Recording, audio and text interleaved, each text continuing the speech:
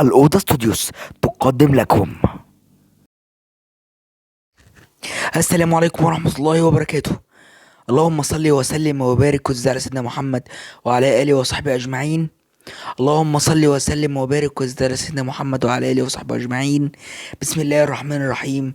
السلام عليكم ورحمة الله وبركاته. معكم محمد في فيديو جديد على قناة زملكاوي.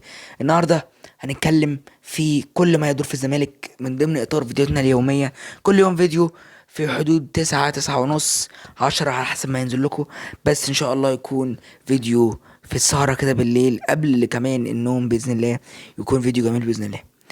طبعا عشان احنا بنحاول ان يكون الاستمرار في التنزيل وما نقفش، موسم جديد بداية جديدة مفيش اي بعد، لكن هنتكلم بسم الله الرحمن الرحيم.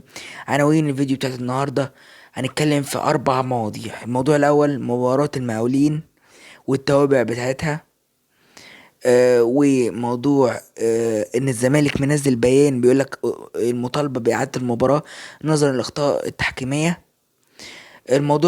وده طبعا الموضوع التاني برضو ليه علاقة، اللي هو التحكيم ولحد امتى الزمالك هيتظلم بسبب التحكيم، واتحاد الكورة والفساد والدلع واللي بيحصل في الدوري عشان تدير الامور ان يروح لاتجاه معين الدوري. طب ماشي، ده كده اول موضوعين. الموضوع التالت معانا كلمة لعيبة الزمالك، كلمة لجمهور الزمالك، كلمة للإدارة.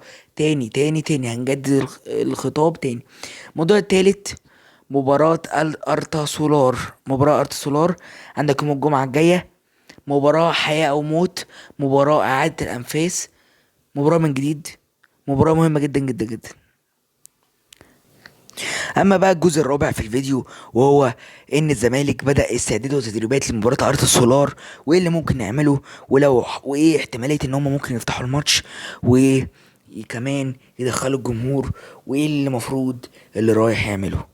كمل معايا في الفيديو علشان نتكلم في كل التفاصيل. ماتش صعب جدا قدام ارض سولار، ما تستهونش بالفرقة، ركز جدا قد التحدي علشان الموسم يبقى موسم جميل بإذن الله. انقذ الموسم بتاعك. انا عندي بالنسبة لي ممكن ما تركزش في الدوري، ركز في الكونفدرالية خدها، لان دي بطولة الموسم. ما تروحوش في اي حتة، خليكم معانا واتفرجوا معايا لاخر الفيديو. ان شاء الله يبقى فيديو خفيف على قلوبكم. وما تنساش اللهم صل وسلم وبارك وزد على سيدنا محمد وعلى اله وصحبه اجمعين. ما تنساش لو اول مره تشوفني اشترك في القناه وفعل زر الجرس عشان يوصلك كل جديد، واعمل لايك جميل وكومنت جميل. وكمان اشكر اسماء محمد، كل فيديو بتعمل لنا تعليقات جميله ولايكات وحاجات جميله وبتشارك معانا. شكرا جدا ليكي، والف شكر شكر شكر شكر لكل اللي بيساعدنا في انتشار الفيديوهات، وشكرا شكرا شكرا لكل الناس اللي بتدعم القناة. يلا بينا يلا بينا هنبدأ في أول حاجة خالص. ما تبعيات مباراة المقاولين. امبارح الزمالك لعب المقاولين العرب، والمباراة كانت بتلعب على استاد القاهرة. ماتش خلص بالتعادل 1-1. طبعا عندك كان مش عايز اجيب بقى سيرة الحكم والبتاع. أمين عمر والراجل لا يخلو من الحوارات.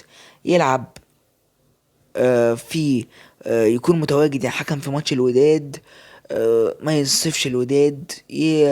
طبعا ودي فضيحة كبيرة جدا، احنا عمرنا ما ننسى.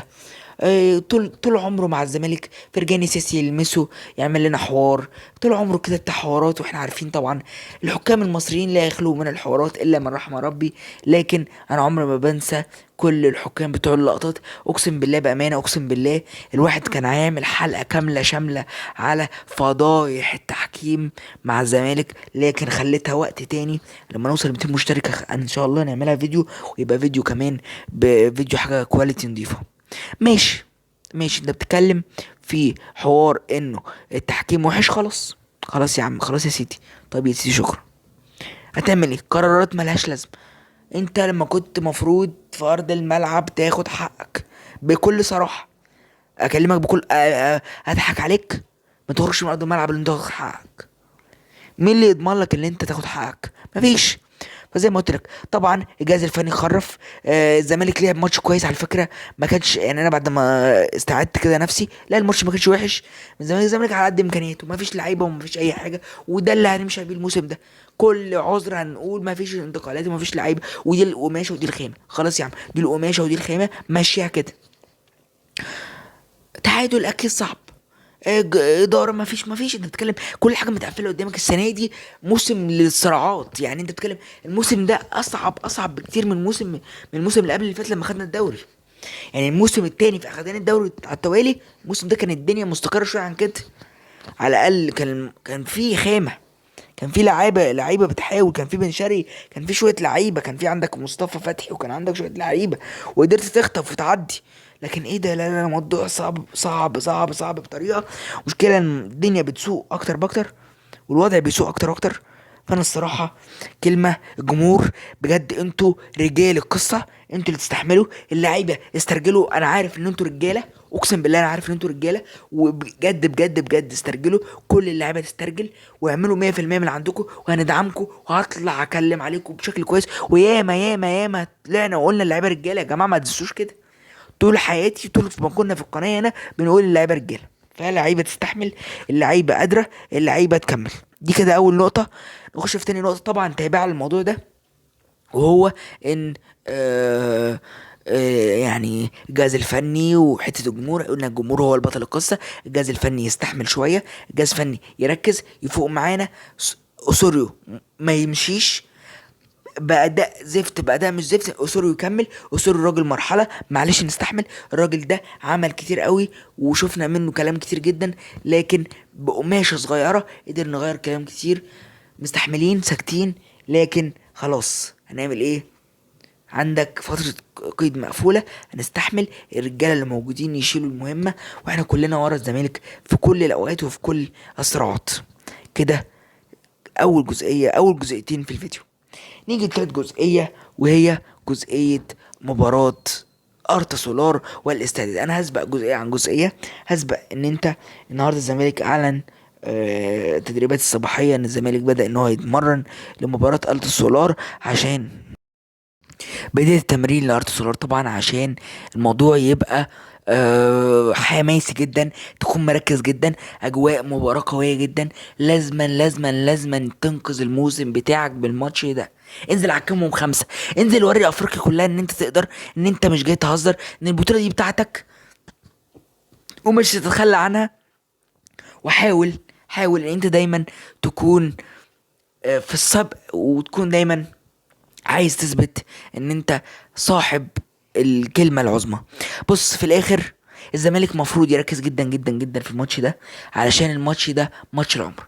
طب نتكلم بقى لو فتحوا الجمهور، وده ما اعتقدش ان هو يحصل. في حالة فتح الجمهور كل الناس هتجري تروح عشان تتفرج على الماتش. اللي يا جماعة بصوا يا جماعة، اللي راح يتفرج شجع 90 دقيقة. عايزين زي ملحمة برج العرب 2019 نهائي كونفدرالية نهضة بركان، لما كسبت بهدف محمود علاء، ضربات جزاء في الاخر، والموضوع رسيلك انت.